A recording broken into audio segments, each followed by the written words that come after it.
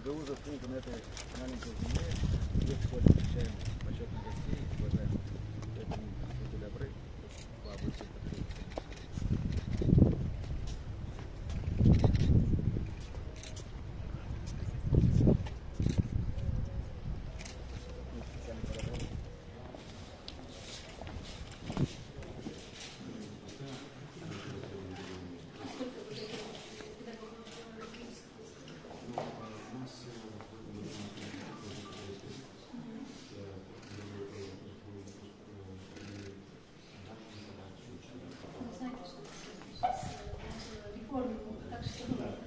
Нужно обсуждать вопросы.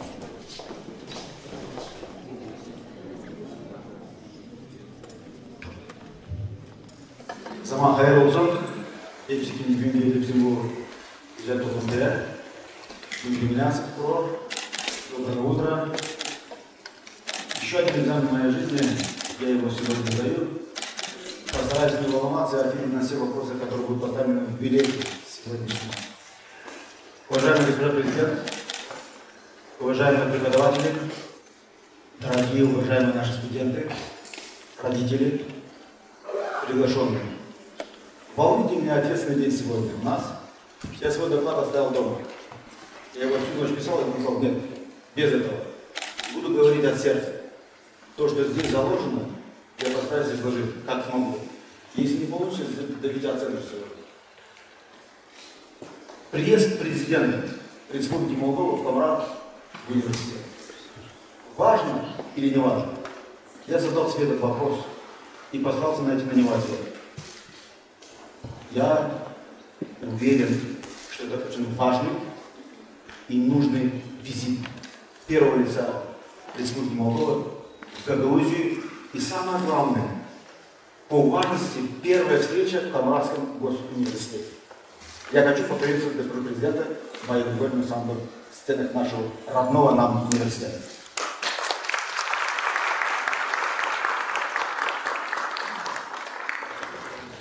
В зале находятся преподаватели из Турции, есть у нас преподаватели из Румынии, из Америки, но важно, что мы ставим акцент на интернационализацию.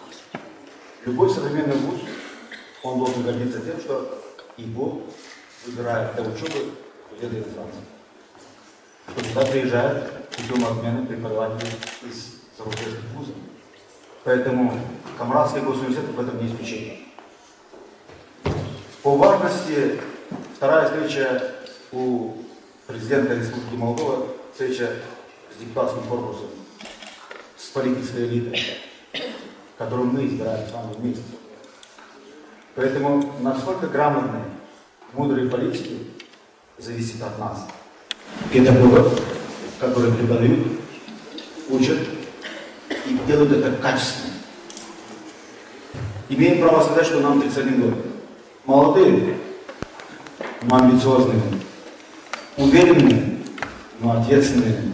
Поэтому аккредитация по государственным программам, которые имеет Республика Молдова, мы прошли успешно. Можно гордиться, но нужно еще много работать. Потому что нельзя останавливаться, образование не имеет границ. И одна из важных стратегий и концепций нашего, нам, единственного родного университета, это стратегия 360 градусов. У нас должны партнеры быть на западе и на востоке. У нас должны быть партнеры на севере, на юге. И мы должны сделать образование таким доступным и качественным, чтобы молодые люди, которые заканчивают этот университет, были способны не только на внутреннем, но и на внешнем результате.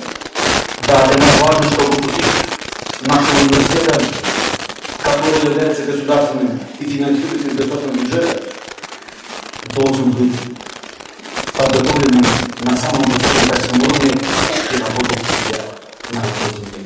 Республики Молдова на территории Гагаузии. Я не верю, что это Республики Молдова. Мы одна страна, мы один народ. Представители огромной национальности. Мы с вами, а не все, кто владеет Республикой Молдова, мы хотим жить и работать на этой земле. Мы не хотим уезжать. Мы хотим, чтобы здесь семьи приумножались. Мы хотим когда нам удобно и необходимо пойти на могилы своих близких, которых похоронены на этой земле, потому что эта земля нас родила. На этой земле мы живем, и мы ее ценим и любим. Поэтому Молдова, в которой мы с вами живем, замечательная страна. А чем она славится? Она славится тем, что здесь живут замечательные и прекрасные люди, которые любят свою страну, любят свою родную землю. Университет Камрата сегодня по праву носит университет классического типа. 4 факультета. В 90-х годах, когда никто не верил, что в Гагаузии, в Камрате может родиться университет, местные национал-патриоты, бабушки и дедушки, которые не имели образования, свою пенсию отдали для того, чтобы здесь открыть университет. Одна из бабушек, которая принесла свою пенсию в маленьком узелке и сказала: у меня нет детей, но я хочу, чтобы эти деньги были направлены на обучение детей. Детей, которые будут получать образование у себя на родине. И для нас это важно. Поэтому 30 лет неустанно люди работали здесь. Они любят свою работу. А главное то, что у нас, я не хочу делить с другими университетами, сравнивать нас, но у нас очень хорошие студенты, у них добрые, умные глаза. Они хотят получать образование, и для этого мы с нашей стороны сделаем все возможное, чтобы они получили качественное образование. По более 20 образовательным программам мы готовим специалистов. Факультет национальной культуры. Во имя чего открывался университет? Во имя изучения родного языка, истории, культуры народа, который проживает здесь. И мы не делили, что в Гагаузии только проживает Гагаузия. Здесь проживает много людей, которые являются жителями Молдовы, гражданами Молдовы. Второй факультет – это мы с вами родились и живем в ужасных степях. Если человек грамотный и умный, если он культурно образованный, ему нужно развиваться. Поэтому второй факультет был аграрный факультет, где мы готовим специалистов в области ферментирования, консервирования, животноводства, фермерского хозяйства, который отвечает за экологическую безопасность, за качество пищевой продукции, и они нужны. Мы в них нуждаемся. Госзаказ, который дает Республика Молдова, на протяжении 2 десятков лет, 3 десятков лет исполняется на все 100%. И сегодня смело у этой трибуны хочу сказать, что мы в этом году в очередной раз исполнили на 100%. Это успех кого? Родителей, студентов, которые сидят здесь, которые не смогли прийти в этот зал, которые занимаются сегодня в аудиториях, и они хотят получить образование у себя дома. У гагауза есть такое важное слово «Yerli dudu, orada varımız, taş ağacı yerinde». На русском это будет «там, где родился, там и пригодился». Я знаю, что по тому, как говорят и свидетельствуют выпускники, предоставляют свои знания, председатель госкомиссии говорят о том, что прекрасные знания. Трудоустроенность выпускников составляет 90%. Это высокий показатель, потому что мы хотим, чтобы зарплаты были достойные, чтобы зарплата соответствовала тому, чтобы молодой человек может позволить себе себя чувствовать комфортно, чтобы семья не испытывала какие-либо проблемы. Но для этого нужно соединить много нужно работать для того, чтобы мы могли сделать так, чтобы мы себя чувствовали свободно. А свобода всегда ориентируется на что? На знания молодых людей. Я уверен, что в этом зале сидят будущие президенты, будущие башканы, ректоры, депутаты Народного собрания.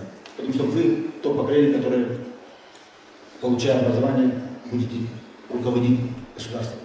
Для этого нужна мудрость, способность и умение находить решения. Третий факультет – экономический факультет. В Камрате более 10 банков имеет филиалы. Экономический факультет успешно по 2 программам из 100 возможных баллов набрал 100 баллов. Еще не удивляется, как это было с Гагаузом. Тоже не работоспособны. Они будут работать и будем делать так, чтобы все и дальше продолжалось. В государстве, где есть экономика, в государстве, где развито сельское хозяйство, где высококультурные интеллектуальные люди, нужно, чтобы есть своя зарплата. учет входит юридический, и мы готовим этих специалистов. Первый, второй цикл, мы подписали римский процесс. Мы хотим, чтобы наш университет соответствовал стандартам европейских вузов. У нас прекрасное сотрудничество с университетом Республики Турция, Европейского Союза и другими странами. Возможность участия в программах обмена студентов, преподавателей дает возможность, чтобы мы открыты. Мы умеем имплементировать опыт ведущих стран, ведущих вузов и чему-то готовы учиться. И сегодня, находясь перед вами, для нас два слова хочу сказать спасибо госпоже президенту Республики Молдова, что вы приняли решение приехать в Гагаузию. Отдельное спасибо. И отдельное спасибо от всего студенчества, от всех, что вы приняли решение именно конструктировать университет. Спасибо большое.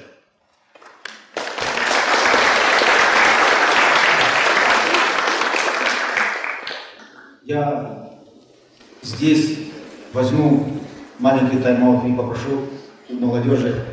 Со мной всегда можно встречаться. В любое время вы знаете, где мой кабинет. Вчера первокурсники посетили кабинет ректора. Сказали, что понравился. Прислал кабинет бывшего первого секретаря. Когда-то гагаузы сказали коммунистам: освободите помещение, мы сделаем здесь университет. Слава Богу, университет функционирует очень успешно. Поэтому, молодые люди, если так сегодня нас это положают, давайте мы возможность дадим нашему почетному гостю, президенту Республики Молдова, Майе Григорьевне, выступить перед вами. Вот когда-то я 30 лет назад учился в университете, у меня не было возможности прийти в школу. Сегодня у вас есть такая возможность. У вас есть такая возможность пообщаться, задать вопросы на том языке, на котором вы думаете, на котором вы обучаетесь, на котором вы планируете просто жить и работать. Поэтому я хочу, чтобы мы поприветствовали Майю Григорьевну и предоставили слово чтобы вы поделились своими мыслями, соображениями. И я знаю, что вы человек из системы образования, вы были министром образования. Поэтому мы рады вам предоставить такую возможность. Пожалуйста. Спасибо. Уважаемый господин ректор, уважаемые студенты, коллеги, друзья, спасибо за ваше присутствие сегодня в Камрадском университете. Спасибо господину ректору, господину Захария и руководству автономии за приглашение. Как всегда, я рада находиться в Камраде. Я благодарна вам за радушный прием, которым славится гагаузский народ. Гагаузия – это неотъемлемая часть культурной, социальной, экономической и политической жизни Республики Молдова. Я рада видеть здесь много молодых людей, студентов, и наша страна может стать процветающей только если мы повысим качество образования. Наша молодежь должна быть готова к решению сегодняшних и завтрашних вызовов. Нам нужны хорошие специалисты во всех областях: педагогика, инженерия, экономика, агрономия. Нам необходима система образования, которая воспитывает патриотизм, единство, солидарность в обществе. Система образования должна воспитывать молодежь в духе свободы и уважения к людям, способствовать созданию такого государства, в котором ценится каждый его гражданин, и в которой каждый человек может осуществить свою мечту собственным трудом. Министерство образования начало реформу высшего образования для повышения его качества и актуальности. Мы ожидаем, что университеты повысят как требования к студентам, так и качество обучения, чтобы могли подготовить молодежь к победам в конкурентной борьбе в завтрашнем году. Но я сегодня в Гагаузии не только для того, чтобы поговорить о системе образования, хотя это очень важно. Я хочу открыто и детально поговорить с вами о непростой ситуации, в которой находится наша страна, весь регион. Поговорить прямо, без недомолвок. Мы с вами всегда ценили честность и искренность в общении с другим. Так было и в нашей истории всегда. Мы находили общий язык и достигали общих целей, несмотря на препятствия. Начну этот непростой, но очень нужный разговор с войны в Украине. Очевидно, что сегодня и регион, и страна проходит через сложные времена. Мир, в котором мы жили 30 лет после обретения независимости и который мы хорошо понимали, изменился до неузнаваемости. Даже сейчас многие отказываются поверить в эти изменения, осознать, что они означают для нас. Это больше не мир сотрудничества и добрососедских отношений. На смену миру, который мы знали, пришла война и разрушение. Буду с вами предельно откровенна. Эта война, которую Россия ведет против Украины, отражается самым прямым образом на нас с вами. Мы все с ужасом видим, что это война, в которой гибнут дети, женщины, гражданские, которые жили мирной, спокойной жизнью. Уже 6-й месяц украинцы ценой собственных жизней защищают свои дома, свою свободу, свою страну, свой народ, свое право на выбор. Потому что быть свободными – это и значит иметь право на собственный выбор. Украинцы хотят жить в мире и в спокойствии, в собственном доме, в собственной стране и самим решать свою судьбу. Защищать свои дома, своих родных и близких, не жалея собственной жизни, разве это не заслуживает уважения? Разве кто-то из нас поступил бы иначе? Я видела своими глазами страдания народа Украины. Невозможно передать отчаяние человека, у которого погибли родные и близкие. На целом поколении лежит отпечаток страшной войны. Это невозможно ни забыть, ни оправдать. Я не видела ни одного украинца, который попросил бы о таком освобождении, разрушая дома и уничтожая мирную жизнь граждан. Что это означает для нас с вами, для Республики Молдова? Во-первых, мы не можем относиться к этому как к чему-то далекому, которое нас не касается. Это происходит непосредственно рядом с нами. Во-вторых, это означает, что мы в Молдове все вместе обязаны сделать все от нас зависящее, чтобы сохранить мир и стабильность для наших людей. Молдова маленькая страна. Многие твердят, от нас мало что зависит. Это неправда. От нас с вами, от каждого из нас, зависит, хватит ли нам мудрости сохранить мир, стабильность и гармонию внутри страны, несмотря на войну наших границ. Сохранение мира – основная задача для всех нас. И мы будем делать все для этого возможного. Всем гражданам Молдовы важно не допускать попытки посеять хаос в Молдове, разделить граждан на национальные, этнические или территориальные почвы. Нельзя позволять, чтобы кто-то вселял в нас подозрительность и недоверие друг к другу. Некоторые в этой стране не хотят отвечать за собственное воровство, беззаконие и коррупцию, и поэтому стремятся создать хаос. Но хотят ли этого наши граждане в Камрате, Бельце, Кишиневе, Тараклии или Несварено?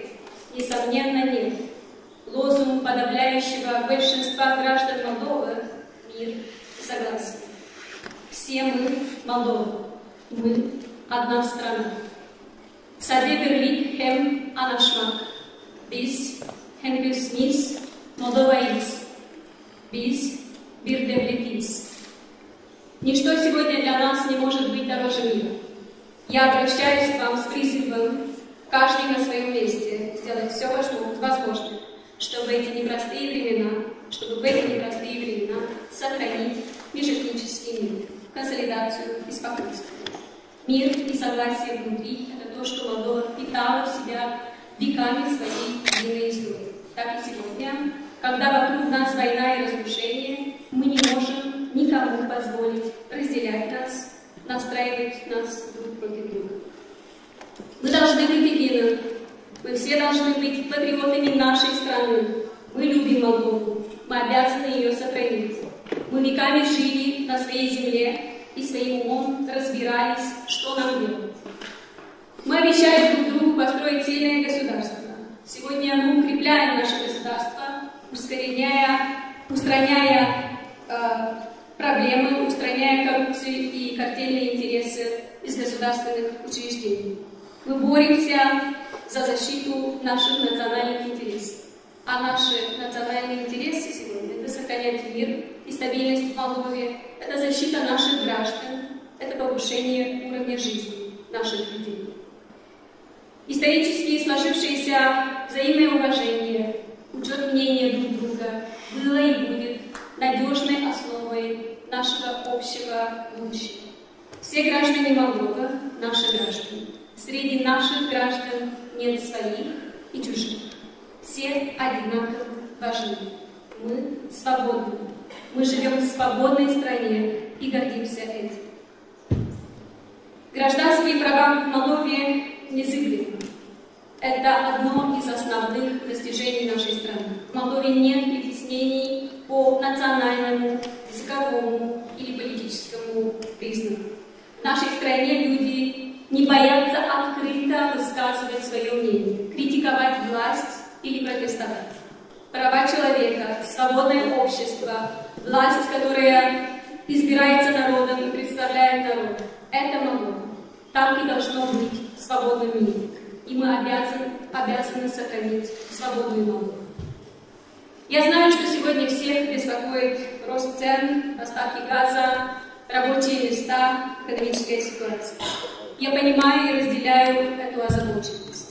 Еще раз подтверждаю, что руководство Молдовы поддержит вас в эти сложные времена. Энергетический кризис начался в прошлом году. Правительство выделило значительные суммы, миллиарды лей, чтобы компенсировать расходы на отопление всем гражданам страны в Кишиневе, и Брянске, и в Камраде. Из-за войны цены выросли еще больше. Наша страна уязвима с энергетической точки зрения. В течение 3 десятилетий почти ничего не было сделано для диверсификации источников энергии и энергетической безопасности страны. Но и этой зимой правительство поможет людям оплачивать счета. Правительство увеличило пенсию, социальные выплаты и объявило о дополнительных выплатах пенсионерам и бюджетникам, чтобы помочь им преодолеть этот период. Мы не оставим ни одного гражданина Молдовы один на один с проблемами. Страна будет обеспечена энергоресурсами и отоплением. Да, у государства мало средств, но эти небольшие ресурсы будут распределяться по справедливости, чтобы помочь людям, которым помощь необходима в первую очередь. Конечно, мы рассчитывали на другое. В первый же год мы планировали вдвое увеличить капитальные инвестиции, планировали отремонтировать больше дорог между населенными пунктами. К сожалению, реальность оказалась иной. Сегодня нам приходится думать о том, как сохранить мир и стабильность. Нам все вместе. Мы не отступили от наших планов развития Молдовы. Эти планы то, ради чего мы шли во власть. И эти планы будут реализованы, хотя и с опозданием, вызванной войной и кризисом.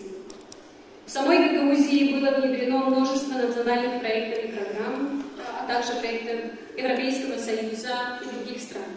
Кишинев поощрял эту деятельность, эти инвестиции в автономию, инфраструктуру, образовательные учреждения, здравоохранение. Европейский Союз – самый большой донор в Гагаузии. Поддержка местных властей, инфраструктурные проекты, поддержка сельского хозяйства и местного развития – лишь некоторые направления инвестиций со стороны Европейского Союза. Мы понимаем обеспокоенность по поводу завтрашнего дня и делаем все возможное, чтобы подготовиться как можно лучше к новым вызовам. Ситуация сложная не только для Гагаузии. Ситуация сложная и в Кишиневе, и в Бельце, и в Бессарабяске, и в Дондушеве. Сейчас многие говорят, что Кишинев что-то не сделал. Я проконсультировалась со многими экспертами. Я хочу вам сказать о заключении признанных международных и мировых экспертов, включая экспертов из самой Гагаузии.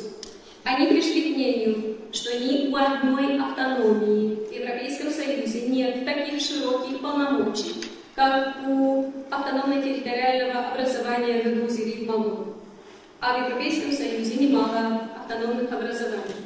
Таких полномочий, как у ГДУ-ЗИРИ, нет и у субъектов Российской Федерации, будь то республика, край, автономная область или округ. Впервые в своей истории ГДУ получили эти полномочия именно в составе независимой Молдовы. Это та правда, о которой необходимо говорить открыто. И это надежная основа для движения вперед. Да, полномочия автономии ГДУ-ЗИРИ еще предстоит отрегулировать и привести в соответствие с законодательством. Но этими полномочиями можно и нужно пользоваться. Идет диалог между центральными органами власти и местными властями по разграничению полномочий, которые прописаны в законодательстве. Конечно, всем хотелось бы, чтобы эта работа по гармонизации продвигалась намного быстрее. Но это вопрос технический, а не политический. Например, в автономной провинции Южном Тироле эта техническая согласительная работа длилась намного дольше, чем у нас. Это кропотливый процесс. Когда обвиняют центральную власть, что делает иногда и для этого, это делает иногда и для того, чтобы скрыть собственные провалы, а часто и воровство бюджетных средств. Да, возможно, правительство не всегда реагирует вовремя, но в Кишиневе никогда не стояла и не стоит задача ограничить автономию. В 1994 году был заложен надежный фундамент, признанный мировым сообществом как достойный пример мирового построения единого государства и соблюдения культурных и национальных прав ГДУ-ов. И нам это необходимо беречь и ценить. Нельзя сегодня ставить под сомнение эту основу. Иначе мы подставим под сомнение наше достижение, и этого нам не простят наши потомки, которым жить в этой стране. Если оставить в стороне эмоции, то нет ни одной объективной причины сомневаться в функциональности конструкции, заложенной в 1994 году, или требовать ее изменений. Автономия существует в законодательстве, она функциональна, у нее есть полномочия, и техническим специалистам эти полномочия необходимо привести в соответствие. И центральная власть настроена на эту работу по гармонизации.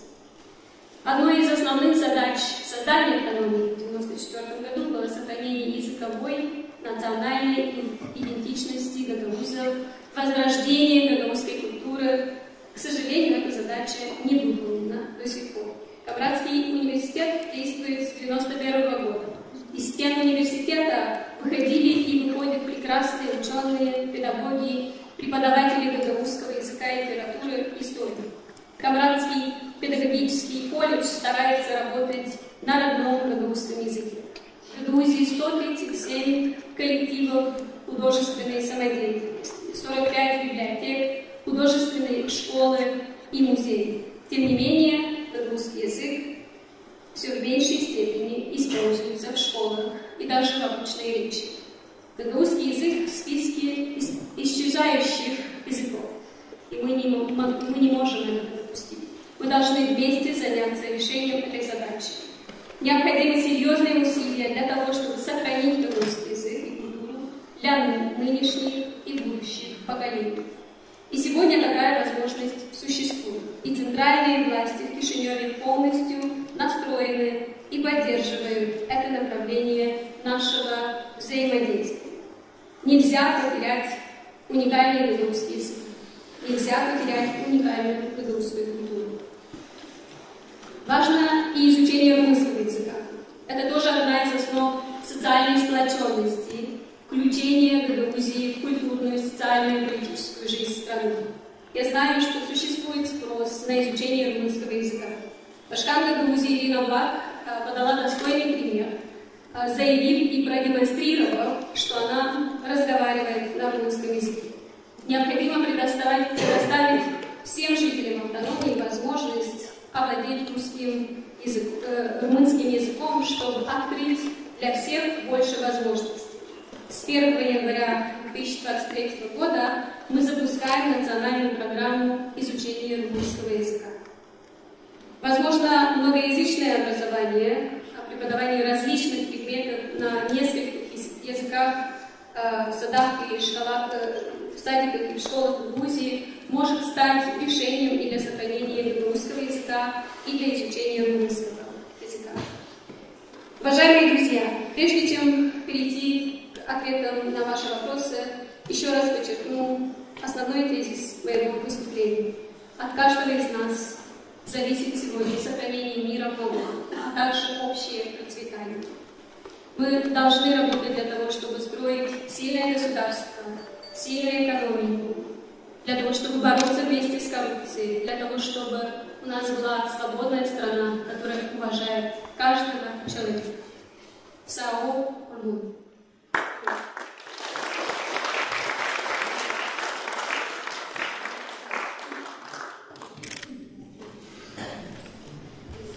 Уважаемые студенты, дорогие друзья, присутствующие, хочу поблагодарить Майю Григорьевну за диалог.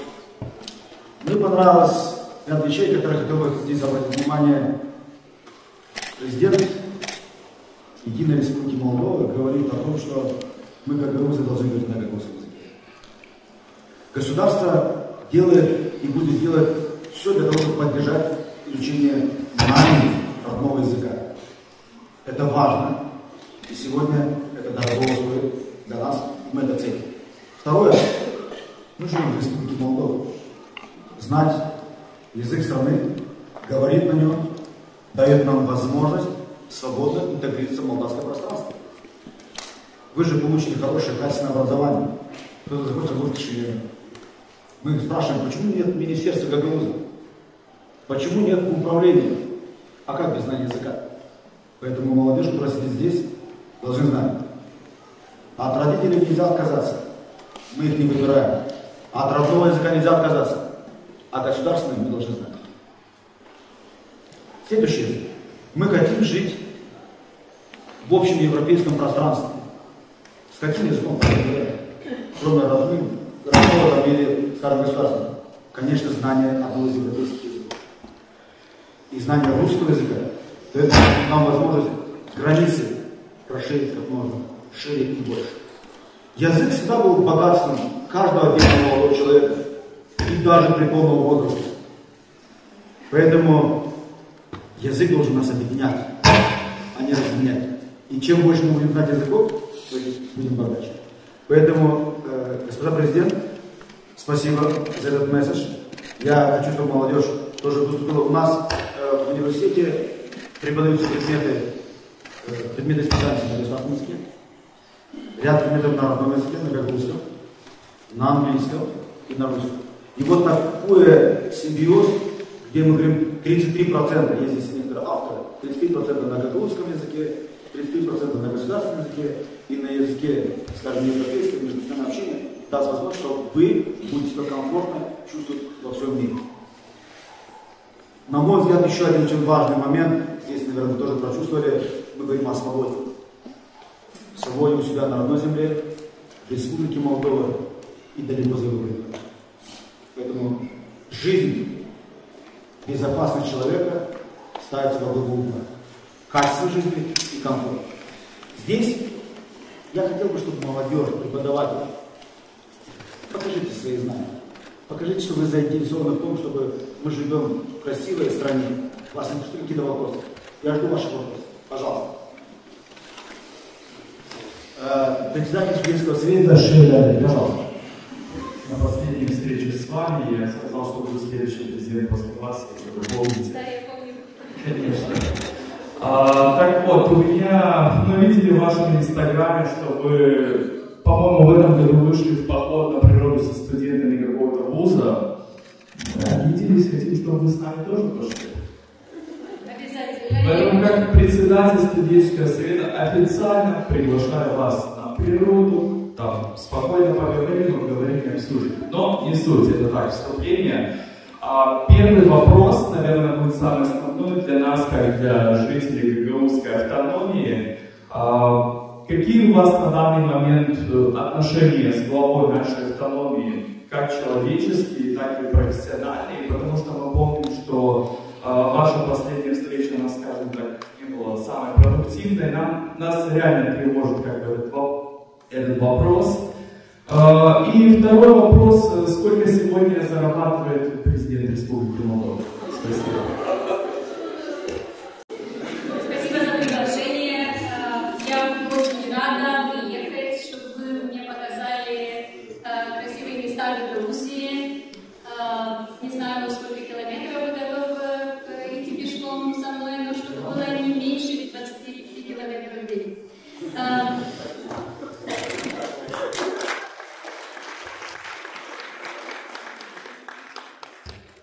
У нас хорошие позитивные отношения с автономией, с руководством автономии, если говорить госпоже Блак и господине Константинове.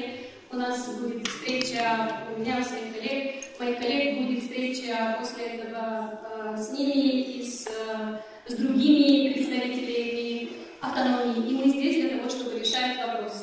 Мы здесь для того, чтобы вместе сохранить мир, как я сказала, сохранить стабильность, чтобы люди почувствовали себя хорошо в своей стране, чтобы они почувствовали себя в безопасности в первую очередь, потому что война рядом с нами, и поэтому безопасность сейчас стала очень важной. И, конечно, поговорить о всех других вещах, о дорогах, о образовании, о здравоохранении и так далее. Я считаю, что у нас общая цель построить, как я сказала, сильное государство, которое бы смогла обеспечить хорошую жизнь для всех наших граждан. По поводу зарплат, я уже сказала, в июле, когда я получила последний корешок зарплаты, там было написано 16 800.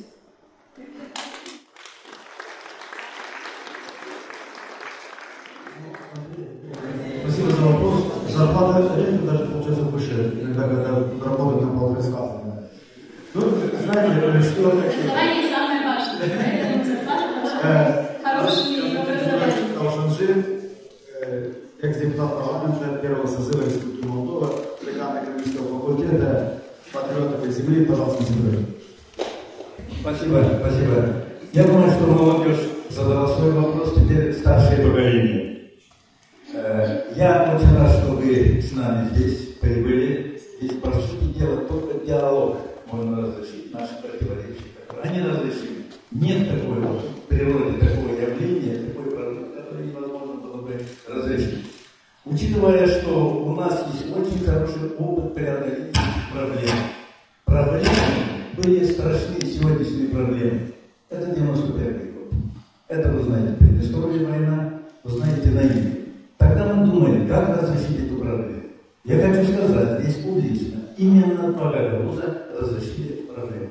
Выдали проект, это в апреле 1991 года, под названием Гагаузия, Гагаузия. За что нас чуть-чуть экстерны не поставили, тогда и Кишинев, и Камара. Поэтому тогда мы разрешили впервые в СНГ без кровопролития на юге Молдовы. Потом Молдова и вместе Гагаузия проводили глубочайшие экономические ямы. Сегодня мы находим. Поэтому я хочу поблагодарить вас. Спасибо за вашу позицию. Первая проблема ваша как президента и президента России. Безусловно, это на первом месте. Мы благодарим вас за вашу четкую позицию. Но есть другая проблема, которую сегодня правительство не может решить. Не получается. Это глубочайший экономический кризис. То же самое и в Гагаузии. Мы находимся и Молдова, и в одной глубокой экономической яме. А теперь я хочу всем гуманитариям задать один вопрос. А что, есть в природе вопрос, который невозможно решить? Мы же решили в 91 году. И вот в 98 году те же авторы подают новейший спасительный проект. Называется экономический проект Гагаузия и Гагаузия. Это 2008. В основе контрактных отношений между бизнесом и властью. Этот круглый стол был в Кишиневе, и мы получили высокие оценки, проведенные эксперименты экспертами Голландии и Соединенных Штатов. По сей день эта проблема не разрешена. То есть, я хочу сказать о том, что сегодня для решения этой глубочайшей экономической проблемы вернуться к тому проекту, который мы выдали в 2008 году. Эксперимент был проведен в Камарате, Кстати, первые оппоненты тоже были в команде. Поэтому один момент, который я бы хотел бы лично. Моя книга попала. Моя книга, которую я написал, не Путин и Виктор. А там все написано, решили все эти проблемы. Да. У меня один вопрос, который я хотел бы узнать. Да он на этот вопрос не ответил. Он знал украденные меня, он знал поименном тоне, в том числе его люди тоже, но тем не менее мы так не узнаем. У меня просьба, когда-нибудь мы узнаем, кто они власти, которые украли миллиарды. Ведь это коррупция, главная проблема Молдовы. Вот. Я хотел бы это тоже узнать. Поэтому, пользуясь случаем, еще раз хочу поблагодарить вас и запустить наш экономический проект. Он называется антикоррупционный экономический проект. Экономическим методом можно коррупцию решить. Просто так и демонстрировать. Я прошу поддержки и все-таки почитать. И пусть ваши экономисты почитают. Спасибо. Спасибо большое. Даже я не знаю, кто это сделал. И вот, наверное, где-то месяц назад был опубликован отчет, который называется «Республика офшор». И там все очень детально описано.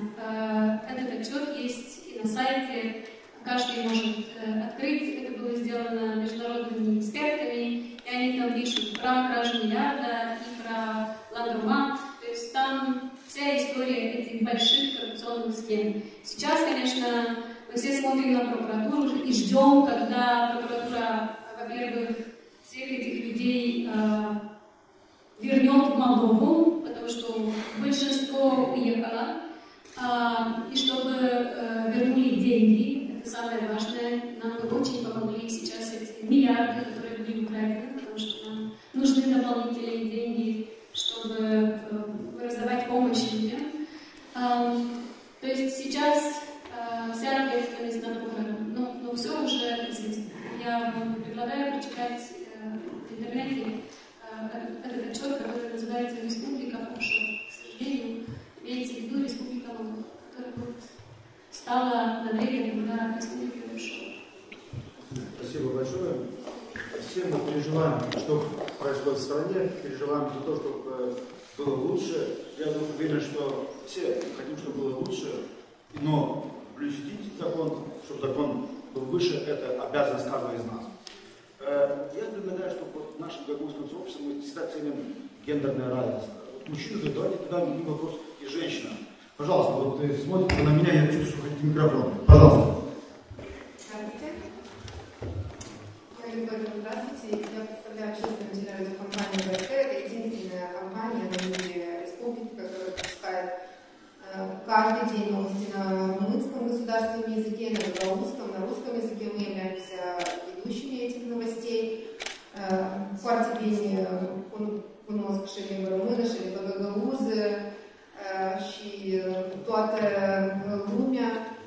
Мария Григорьевна, у меня к вам первый вопрос. Немножко мало у нас складывается программ совместных. Вы практически не даете интервью для нашей компании. Мы бы хотели вас пригласить, а может быть вы нас пригласите к себе в гости для того, чтобы записать хорошую программу, подготовить вопросы, чтобы жители нашего региона получили ответы на некоторые вопросы, которые у них есть, потому что нам звонят, нас просят. Кстати, вот никак не можем мы с вами встретиться. Возьмите, пожалуйста, на заметку. Интервью еще не было. Я надеюсь, пригласите именно меня. Кстати, я закончила этот университет. В стенах этого университета получаю уже 3-е высшее образование. Горжусь этим. И прям вот гордо ношу это имя. Мы расцениваем ваш визит как то, что вы хотите наладить контакт. Не только наладить, а улучшить контакт между Камрадом и Кишиневым. Большое вам за это спасибо. Вот, в первую очередь, первый вопрос – это приглашение на беседу вместе с вами. Второй вопрос – что вы думаете по поводу 6-дневного образования? Я как мама 3 детей, меня это очень сильно беспокоит, потому что считаю, что нагрузка будет как на учеников, так и на учителей. Вести 6 дней в неделю получать, давать образование – это очень сложная и большая нагрузка. И еще один вопрос, который тоже просили задать меня жители нашего региона. Как вы смотрите на то, что в последнее время у нас происходят митинги? Это частные митинги, общественные такие митинги, где рассматривается вопрос, где собирают заявление, обращение к господину Мишустину с просьбой понизить цену на газ, цену на энергоресурсы, на топливо, соответственно. Что вы думаете по этому поводу и что вы, как вы это прокомментировали? Спасибо. Спасибо. Спасибо за приглашение. Нам приехали, потому что есть много вопросов. И важно, люди получали информацию из разных источников, потому что только тогда они смогут понять правильно, что происходит, то, что хочет сделать, то, что пытается сделать в нашей стране. По поводу 6-дневного образования, я понимаю, что министерство консультируется с родителями и с детьми, и я так понимаю, что нет поддержки для 6-дневного обучения. Я очень надеюсь, что у нас энергетический кризис не будет таким большим. Конечно, сегодня нам нужно готовиться ко всем ситуациям, сценариям, но я надеюсь, что мы не дойдем до этого, что нужно будет перейти на онлайн на несколько недель, не знаю, сколько там. То есть, с одной стороны, правительство работает для того, чтобы было отопление, чтобы смогли все изучать в классах, а с другой стороны, я не считаю, что сейчас нужно вводить 6-дневное обучение, потому что сложно и для детей, и для этого, то есть нужны консультации и решения, которые принимают все несколько дней. По поводу митингов. Я сказала уже, что мы свободная страна, и я горжусь этим. Я думаю, что мы все должны ценить нашу свободу. То, что у нас нет такого, что вот ученик или молодой человек написал на Фейсбуке, что не согласен с правительством или с президентом, и вот кто-то приходит и начинаются проблемы и у него, у нее, и у родителей. И считаю, что мы должны соблюдать, уважать нашу свободу. И всякий человек вправе выйти, сказать свое мнение. Конечно, это все должно быть без дестабилизации, то есть чтобы не создать проблем другим людям. Но, с другой стороны, все могут выйти и сказать свою точку зрения, и это должно быть одной, то есть это правило мы должны соблюдать. Мы слышим, мы видим людей, которые выходят, мы понимаем, что есть эти проблемы, мы очень хорошо понимаем, и не только в Грузии, как я сказала, везде цены большие, поэтому правительство пытается помочь, как может помочь, потому что мы должны понять, что экономика не может стать сильной за полгода, очень много нам нужно работать, и для того, чтобы создать лучшие условий для бизнеса, чтобы пришли или было больше инвестиций, для того, чтобы открыли больше рабочих мест, для того, чтобы зарплаты стали больше. Но сегодня такая ситуация. То есть ресурсы, правительство пытается помочь пенсионерам, бюджетникам и всем тем, у которых маленькие доходы. Вчера правительство приняло решение помочь семьям, у которых маленькие дети до 2 лет, для того, чтобы было легче. То есть проблемы есть, мы знаем, мы слышим и пытаемся сделать все, что мы можем. Так что никаких проблем, когда люди выходят. По поводу переговоров и по поводу возможности понизить цену на газ, вы должны знать, что мы даже с самого начала, когда правительство вела переговоры по этому новому контракту, они с самого начала хотели цену пониже. И каждый месяц ведутся разговоры для того, чтобы понизить цену. Если бы не было такой высокой наличной цены, тогда у нас сегодня была нормальная цена даже по сегодняшнему контракту. А потому что нынешняя цена никогда большая, никогда не было. Вы смотрите, видите. Из-за этого и в формуле нашего контракта большая. Но постоянно правительство пытается получить цену получше. Никому не нравится то, что мы должны такие большие деньги потратить на прошлой зимой правительство потратило 3 миллиарда рублей для того, чтобы вот компенсировать рост цен на отопление. В этом году правительство в бюджете предусмотрело 5 миллиардов.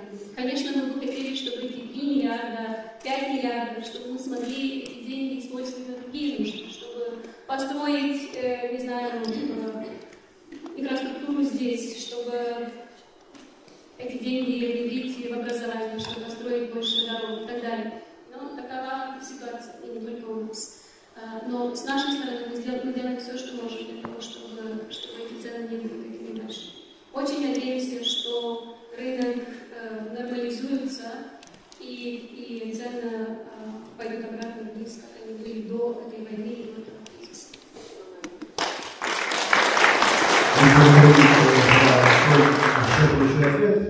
Видим, что на самом деле есть поиск мероприятий, решения пути из этого выхода, из этой ситуации сложно, мы это понимаем. Возьмем на себя ответственность, моя любовь, чтобы не подумали, чтобы какие-то вопросы готовить, чтобы кто-то задавал их специально.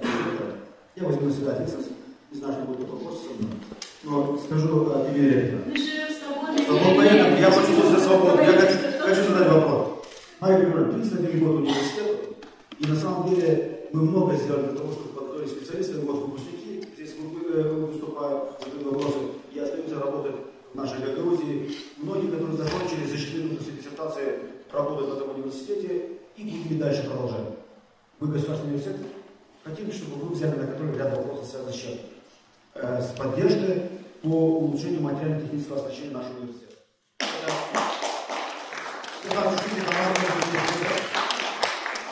Мы выиграли проект по энергетике 6 миллионов лет. Практически это общежитие, которое 30 лет не было капитального ремонта. Мы начали его приводить в чувство и сделали его современным зданием. Мы его утеплили, теперь даже студенты открывают окна, уже жарко было. Но это было до энергетического кризиса.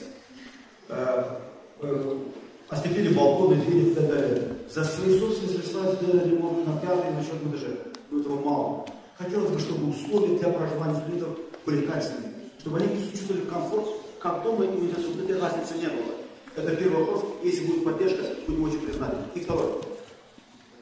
Спасибо государству, что когда-то передало в управление университету спортивный комплекс, который у нас в Вене, где занимаются лицеи Гагаузии, муниципальные спортивные школы и наши студенты.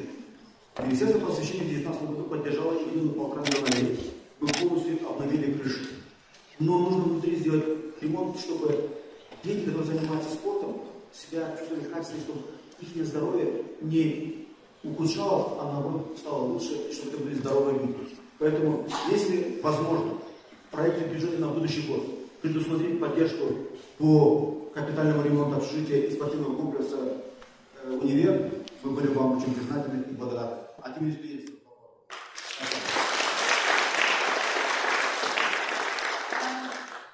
Спасибо за предложение. Вы знаете, что одна из целей реформы высшего образования, которая началась сегодня, это для того, чтобы более эффективно деньги использовались, и чтобы, включая, мы смогли и повысить зарплаты профессоров, потому что это несерьезно. Какие у нас зарплаты в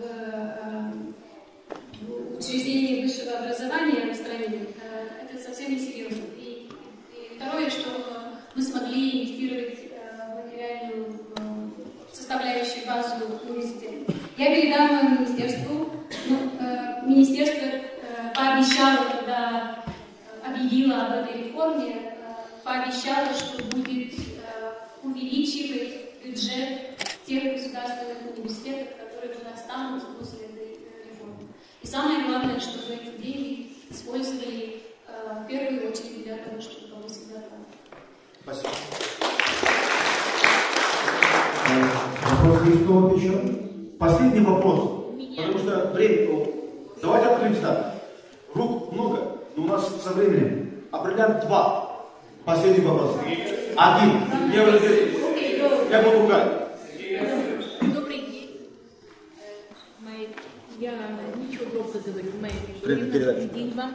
Мы все благодарны и профессорско-преподавательский состав, и администрации, и студенты, что в нашем прекрасном университете, и слушали внимательно ваше выступление. Мне очень понравилось, что вы сказали, что в январе 2023 года будет национальная программа по изучению румынского языка.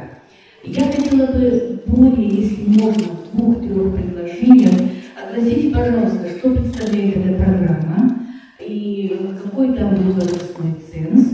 И хочу сказать, и господин директор говорил, у нас есть очень много иностранных центров, в том числе есть румынский центр, который нам открыли с помощью посольства Румынии. И очень бы хотелось бы, чтобы действительно молодежь, ну и, конечно же, более взрослый возрастной ценз были вовлечены. Действительно, нам нужно знать румынский язык, нам нужно знать государственный язык. Мне это очень понравилось, и даже заранее вас благодарю, что вы предусматриваете такую национальную программу. Надеюсь, на бюджет рисует, да?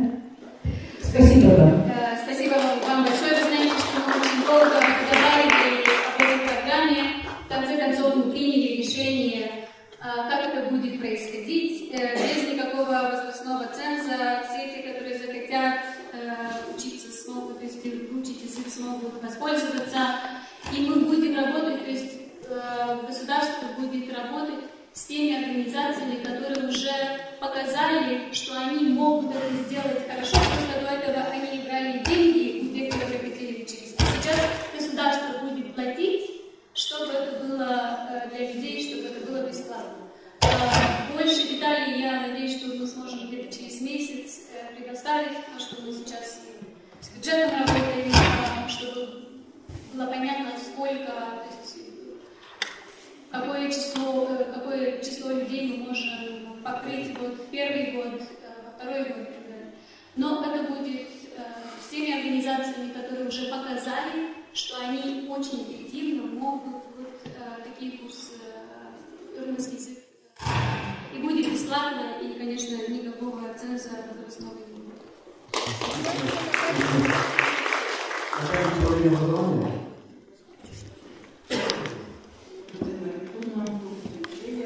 Хочу продолжить тему языковой политики государства нашего региона. Действительно разработана хорошая программа по изучению государственного языка, и очень рада, что многие наши предложения нашли в ней отражение.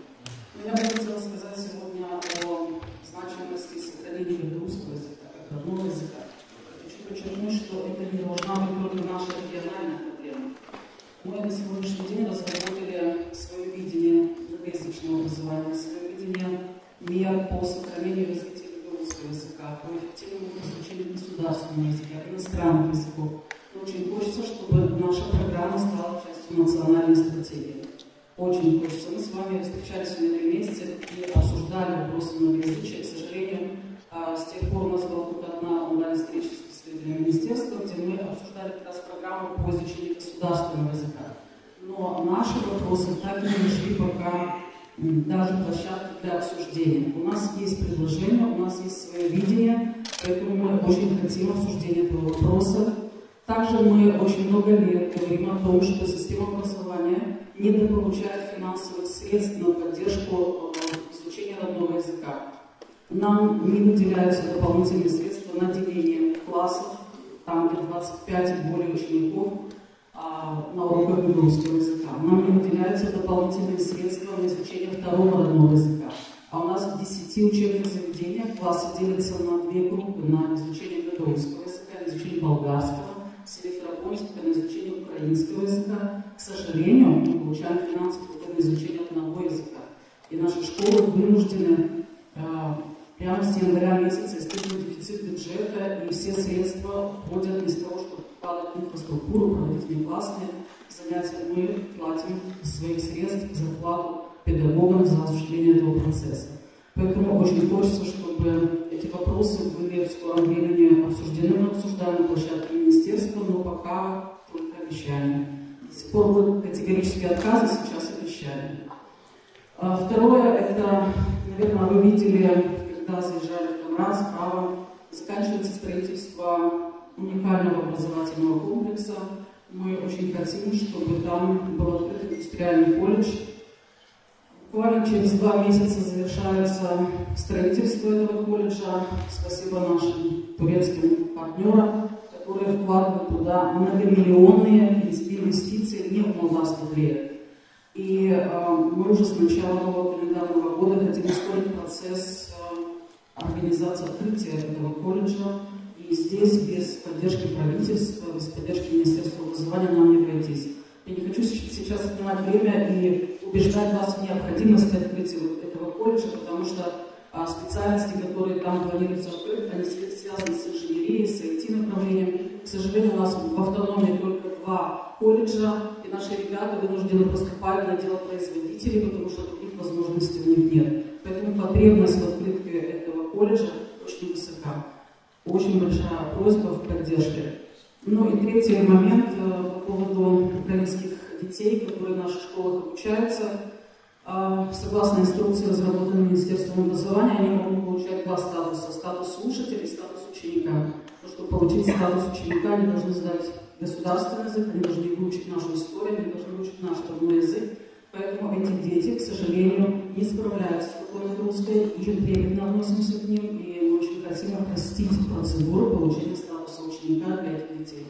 Спасибо. Последний вопрос. Конечно, спасибо вам большое, что вы находите силы для того, чтобы помочь этим детям. Я знаю, что этот вопрос обсуждается еще и с министерством, и с международными организациями. Я надеюсь, что будет решение получше скоро.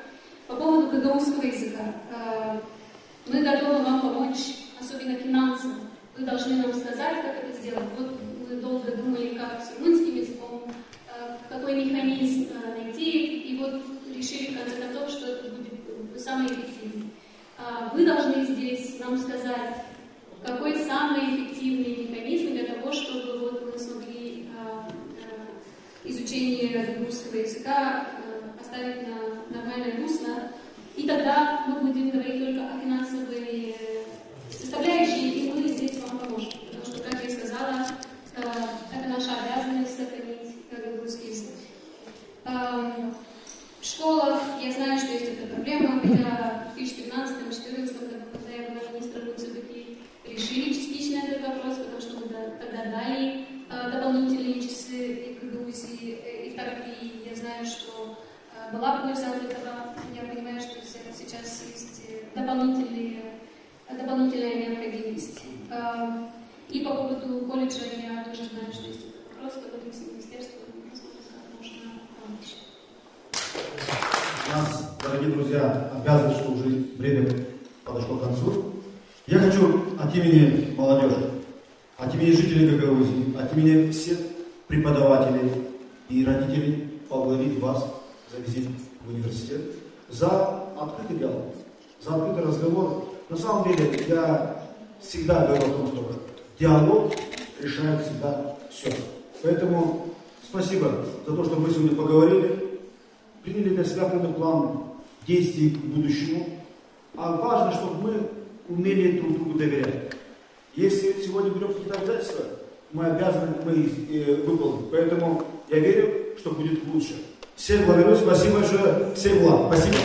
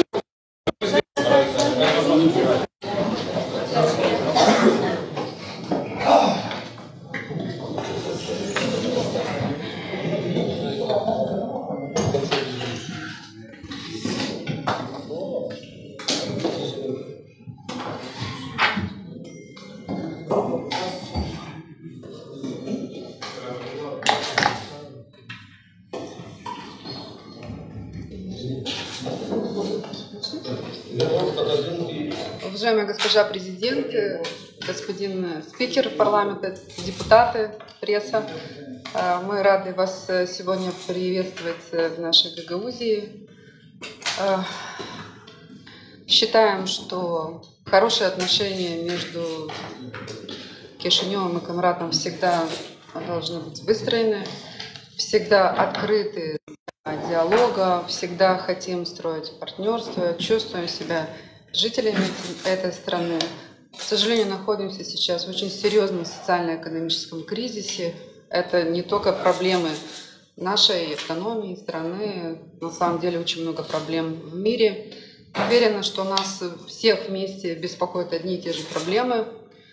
То, что молодежь уезжает из нашей страны, то, что снижается уровень рождаемости, то, что высокие цены на газ, на продукт, дизельное топливо и так далее, и так далее. Наша миссия все эти вопросы решать. И я так думаю, что сегодня мы как раз и будем обсуждать все эти проблемы и находить решения для того, чтобы все жители нашей страны хорошо себя качественно чувствовали, не хотели уезжать из нашей страны и свое будущее только видели с Республикой Молдовой.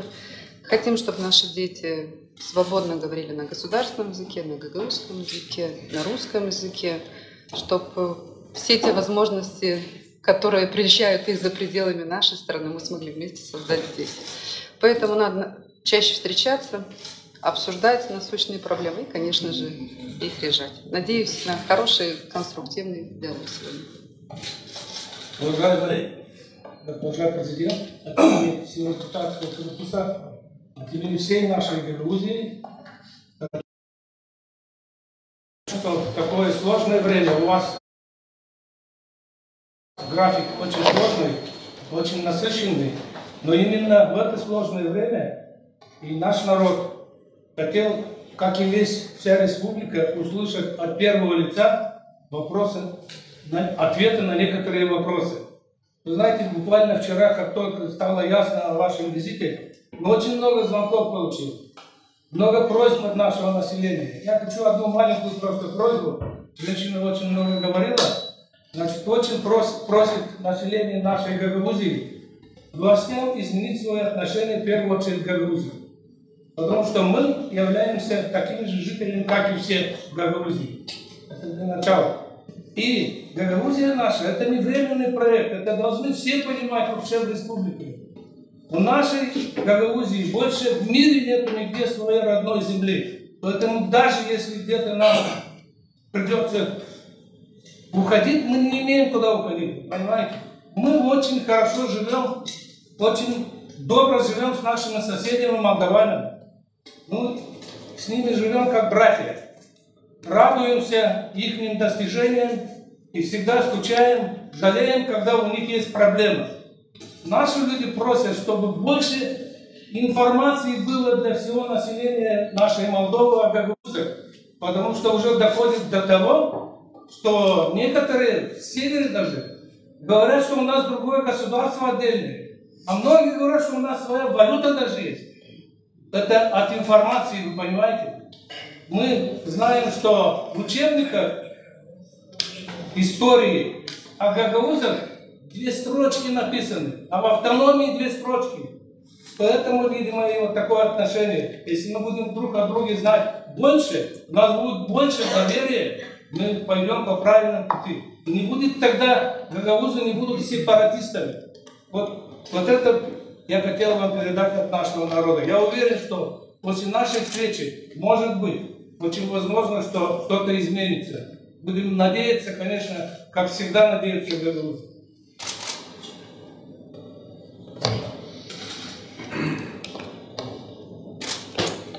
Уважаемая госпожа Башкан, уважаемый господин председатель Народного собрания, уважаемые депутаты Народного собрания, спасибо вам за приглашение, я рада побывать в Комрате. У нас был очень интересный разговор утром в университете. Я рада, что у меня была эта встреча, да, где я могла поговорить с молодыми людьми, поговорить об образовании, не только об образовании. Я хочу, чтобы мы сегодня поговорили о главной проблеме и о главной задаче для всех нас – это сохранить в Молдове мир, стабильность. Мы знаем, что происходит рядом с нами, мы знаем, что это страшная война, и самое главное для нас сегодня – это обеспечить безопасность наших людей и сохранить мир в Республике Молдова. Я уверена, что это хотят и люди в Гагаузии. Я знаю, что этого хотят люди везде в нашей республике, потому что я встречаюсь и слышу то, что люди говорят. И я уверена, что мы с вами справимся, потому что это самое главное, что для нас сегодня мир. Я знаю, что нас беспокоят другие вопросы, беспокоит экономика, цены, поставки энергоресурсов. И я хочу подчеркнуть с самого начала, что руководство страны вместе с людьми, вы знаете, что и прошлой зимой были высокие цены на газ, не такие высокие, но все равно высокие, и что правительство выделило почти 3 миллиарда рублей для того, чтобы помочь компенсациями всем людям, для того, чтобы мы прошли через отопительный сезон. В этом году еще сложнее, потому что цены выросли еще больше, у нас большая инфляция. В этом году в бюджете предусмотрено уже 5 миллиардов рублей для того, чтобы помочь каждому человеку и в Гагаузии, и в Кишиневе, и на юге, и в других регионах нашей страны. Вы знаете, что правительство пришло, то есть есть и другие меры, которые правительство принимает для того, чтобы помочь людям. Мы знаем, что это недостаточно, но из тех средств, которые у нас есть, правительство пытается по справедливости всем помочь. Мы, конечно, будем обсуждать сегодня все эти экономические проблемы. Я хочу обозначить ряд конкретных направлений взаимодействия на ближайшую перспективу. Я хочу повторить здесь, что борьба с коррупцией для нас принципиальный вопрос, и мы будем продолжать борьбу с коррупцией, потому что это вопрос социальной справедливости. Коррупция ведет к бедности. Когда разворовываются бюджетные ресурсы, когда нецелевым образом расходуются общественные деньги, тогда все люди теряют. Этого мы знаем, что мы должны чистить судебную систему, прокуратуру. Мы знаем, что нам нужны честные и независимые судьи и прокуроры. Мы начали этот процесс. Это, конечно, не может произойти за 2 месяца или за полгода. Но мы все чувствуем и видим, что этот процесс борьбы с коррупцией идет. И я хочу, чтобы мы все поддержали это, потому что это на благо нашего народа, нашей страны. Есть еще одна серьезная проблема, которую я хочу поднять. Это климатические изменения. И эта проблема негативно влияет на развитие сельского хозяйства. И я знаю, что эта проблема здесь, в Гагаузии, потому что до сих пор многие говорили, что это нас не касается. Это нас касается, потому что мы видим год за годом, что у нас засуха. Это не просто засуха, это и есть климатические изменения. И мы должны поговорить, что мы сегодня, хотя уже поздно, но что мы сегодня можем сделать для того, чтобы помочь сельскому хозяйству хотя бы через несколько лет. Вы знаете, что я предложила национальную программу для лесов, для увеличения посадки лесов. И я готова с вами говорить о том, что можно сделать здесь конкретно в Гагаузии. Еще одним нашим приоритетом является, конечно, экономическое развитие, улучшение деловой среды и привлечение инвестиций. И мы знаем, что мы должны создать больше рабочих мест, мы должны сделать так, чтобы наша экономика была сильнее, чтобы люди получали хорошие зарплаты здесь, в Республике Молдова, чтобы они не были в ситуации уехать из нашей страны. И для этого нужно вместе работать, потому что условия для бизнеса нужно создавать в каждый регион страны. От этого зависит, какие у нас будут ресурсы для развития, и сколько у нас будут хорошо оплачиваемые рабочие места. Мы не оставляем нашу программу по развитию, хотя, конечно, все эти кризисы делают нашу повестку более сложной. но вы видите, что мы увеличиваем деньги на инфраструктуру, мы работаем для того, чтобы привлечь больше инвестиций. Вы знаете, что мы поддерживаем проекты по развитию здесь, в автономии, и через проекты регионального развития, и через Европейское село. Вы знаете, что где-то 19 проектов местного развития получат деньги уже в этом году. Две вещи. Людям нужны хорошие зарплаты, то есть чтобы были рабочие места, и людям нужны хорошие условия там, где они живут и работают. И для этого нужны побольше инвестиций в инфраструктуру. Вы знаете, что в Грузии было много европейских проектов и проектов Европейского Союза, и мы будем продолжить наши отношения, то есть мы будем получать больше денег от Европейского Союза, и мы должны использовать эти деньги для того, чтобы развивать нашу страну. У нас с вами есть надежная основа взаимоотношений. Это закон 1994 года. А в 1994 году был заложен надежный фундамент, который был признан мировым сообществом как достойный пример мирного построения единого государства и соблюдения культурных и национальных прав гагаузов. Конечно, мы можем обсуждать и должны обсуждать, как то есть как то, что написано в законе, внедряется в практике, и мы готовы к этому разговору. С другой стороны, мы знаем, что одним из ключевых объективов или одной из ключевых задач создания автономии в 1994 году было сохранение языковой и национальной идентичности гагаузов и гагаузской культуры. И эта задача не выполнена. Мы говорили об этом и в предыдущих встречах, мы говорили и сегодня в университете. Нам нужно сесть и поговорить, какой механизм мы можем использовать для того, чтобы сохранить язык, потому что сегодня он список исчезающих языков, и этого не нужно допускать. Мы в Кишиневе подготовили план по программу по изучению румынского языка, и с 1 января мы будем внедрять эту программу по изучению румынского языка. Вы должны нам подсказать, как мы можем помочь с изучением гагаузского языка. Мы поможем деньгами, но вы должны нам сказать, как более эффективно мы можем сделать так, чтобы люди знали свой язык, чтобы он не исчез. И вместе вот эти две программы мы можем профинансировать. И надеюсь, что у нас будут результаты лучше, чем у нас были до сих пор.